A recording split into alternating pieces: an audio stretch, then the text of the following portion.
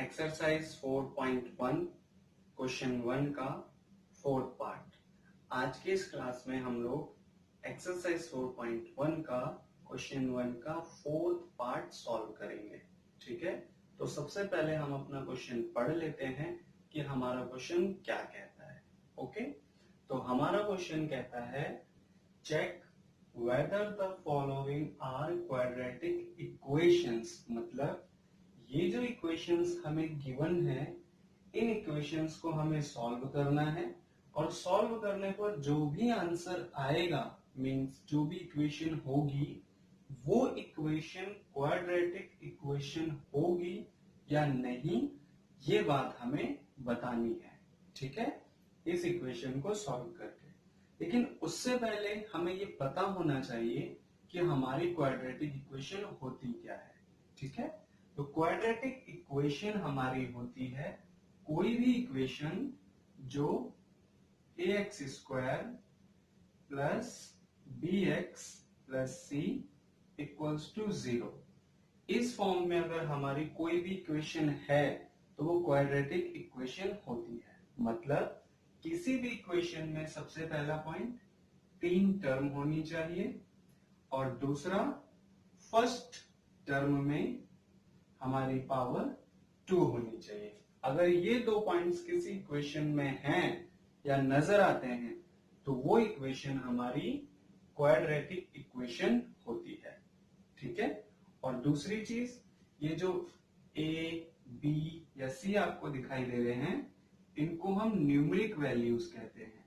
Numeric values का मतलब जैसे 2 हो गया, 3 हो गया, 4/7 हो गया, इस टाइप के जो वैल्यूज होती हैं वो। और इन न्यूमेरिक वैल्यूज के साथ साथ इन्हें कांस्टेंट भी बोला जाता है क्योंकि इनकी वैल्यूज कभी चेंज नहीं होती।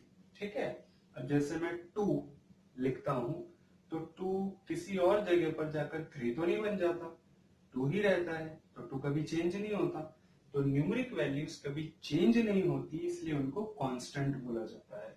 दूसरी चीज, ये जो x है, इनकी जगह पे m भी हो सकता है, t भी हो सकता है, y भी हो सकता है, तो कंफ्यूज नहीं होना। ठीक है, इनको बोलते हैं वेरिएबल।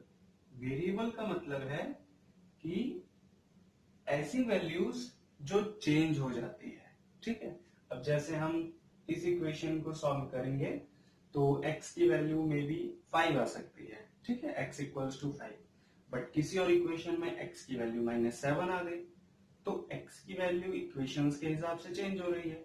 इस वजह से x जो है वो वेरिएबल में आता है। ठीक है, लेकिन आपको सिर्फ 2 पॉइंट ध्यान रखने हैं। पहला कि कोई भी इक्वेशन, यानी कि ये जो इक्वेशन हम सॉल्व करेंगे, ये 3 टर्म्स में होनी चाहिए, फर्स्ट, सेकंड, थर्ड, और दूसरा कि इसकी फर्स्ट टर्म में पावर 2 होनी चाहिए। अगर ये दोनों पॉइंट्स हैं तो मतलब क्वाड्रेटिक इक्वेशन हुआ, अदरवाइज नहीं हुआ। ठीक है, और साथ साथ इसको हम, इस फॉर्म को हम जनरल फॉर्म कहते हैं, general form of quadratic equation. तो ये बेसिक सी चीज है जो आप लोग ध्यान रखना। ठीक है, बहुत काम आएगी क्योंकि विदाउट बेसिक्स मैथ्स को करना इम्पॉसिबल है। पॉसिबल कह सकते हैं, है भी और नहीं भी। मतलब क्योंकि विदाउट बेसिक्स अगर आप करने जाओगे तो बहुत मुश्किल हो जाएगी, इसलिए एक तरीके से इम्पॉसिबल मान लेते हैं। ठीक है, तो अब हम अपने इस इक्वेशन को सॉल्व करते हैं और चेक करते हैं कि क्वाड्रेटिक इक्वेशन है या नहीं। ओके, तो सबसे पहले हम लोग अपने लेफ्ट साइड सॉल्व करेंगे। यहाँ ब्रैकेट के अंदर आपको 2 वैल्यूज दिख रही हैं, इधर भी 2 वैल्यूज दिख रही हैं। कभी भी ऐसा कोई क्वेश्चन आता है तो मैथ्स का बेसिक रूल कहता है कि ब्रैकेट के अंदर वाली जो वैल्यूज हैं, ठीक है, उन दोनों की आपस में मल्टीप्लीकेशन होती है अगर उनके बीच में कोई भी साइन ना हो। अब यहाँ ना तो प्लस है, ना माइनस है, ना डिवाइड है, तो क्या माना जाएगा? मल्टीप्लीकेशन।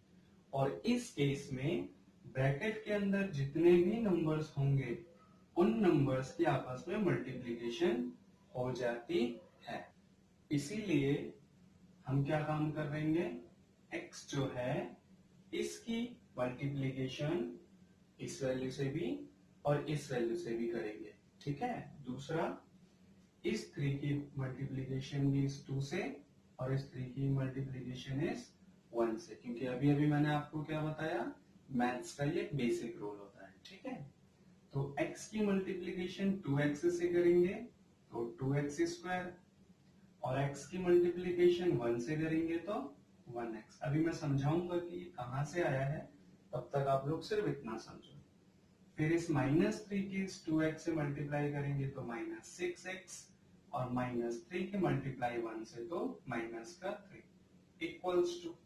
अब जो रूल यहाँ पे अप्लाई हुआ है वही रूल हमारा यहाँ पे अप्लाई होगा, बट यहाँ पे तो बाहर एक ही वैल्यू है, तो क्या काम करेंगे, तो हम सेम वैसा ही ब्रैकेट के अंदर वाली दोनों वैल्यूज से मल्टीप्लाई, ठीक है। x की मल्टीप्लाई x से तो x स्क्वायर, और x की मल्टीप्लाई 5 से तो 5x।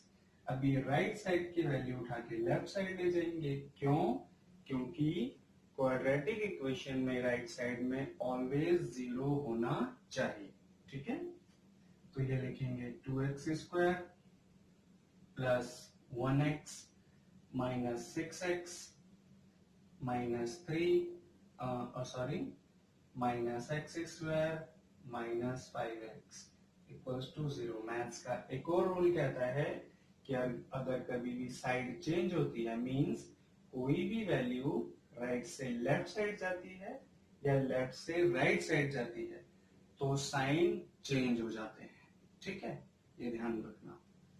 अब क्या काम करेंगे, सेम वैल्यूज देखेंगे, ये 2x स्क्वायर है, ये x स्क्वायर है, ये पॉजिटिव ये नेगेटिव, 2 में से 1 गया तो 1x स्क्वायर।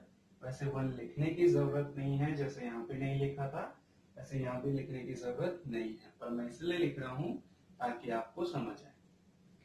ये x, ये x, ये x, अब ये माइनस का, ये माइनस का, तो माइनस माइनस प्लस, 6 और 5 हो गया 11, वो भी माइनस का, क्यों, क्योंकि बड़ी वैल्यू माइनस की थी, और ये है पॉजिटिव, और 11 में से 1 गया तो 10x, लेकिन बड़ी वैल्यू माइनस की है इसलिए माइनस का 10x, और ये न्यूमेरिक वैल्यू है तो ये माइनस का 3 इक्वल्स टू 0।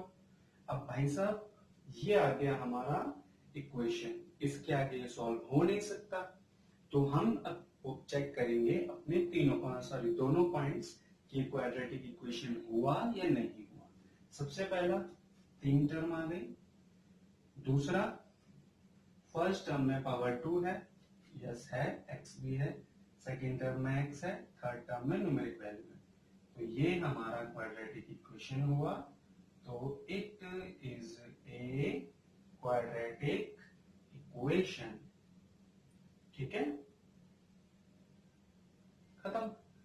अब कुछ बेसिक सी चीज, जैसे 2x स्क्वायर कैसे आया था, तो ये एक रूल के हिसाब से आया था, x और 2x की मल्टीप्लाई हुई यहाँ पे है ना, तो इसको हम ऐसे लिख सकते हैं x मल्टीप्लाई x मल्टीप्लाई 2।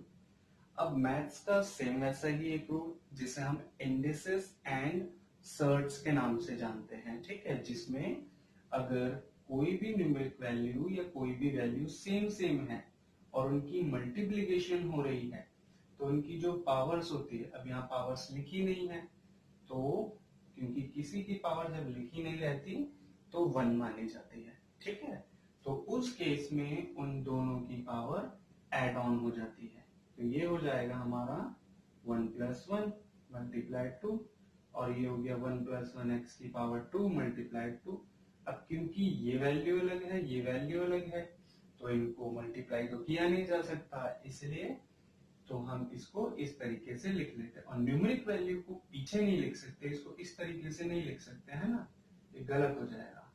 इसमें न्यूमेरिक वैल्यू आगे रहती है और बाकी वेरिएबल वैल्यू पीछे रहती है, तो इस तरीके से हमारा 2x स्क्वायर आया। और वैसे ही जब x और x की मल्टीप्लाई हुआ तो सेम यही रूल अप्लाई होके हमारा x की पावर 2 आ गया था, तो यहाँ पे भी x की पावर 2 आ गया, ठीक है। तो आज की क्लास में सिर्फ इतना ही, बाकी की चीजें नेक्स्ट क्लास में, ठीक है। तो क्लास पसंद आई है तो लाइक और शेयर कर देना, नए हो तो सब्सक्राइब कर लेना, और हाँ, अच्छा लगता है पढ़ना मैथ्स तो कमेंट कर देना। कोई भी डाउट आता है तो भी मुझे कमेंट जरूर कर दिया करो, ठीक है, ताकि मैं उस डाउट को नेक्स्ट क्लास में आपको समझा सकूं। ठीक है, तब तक के लिए गुड बाय।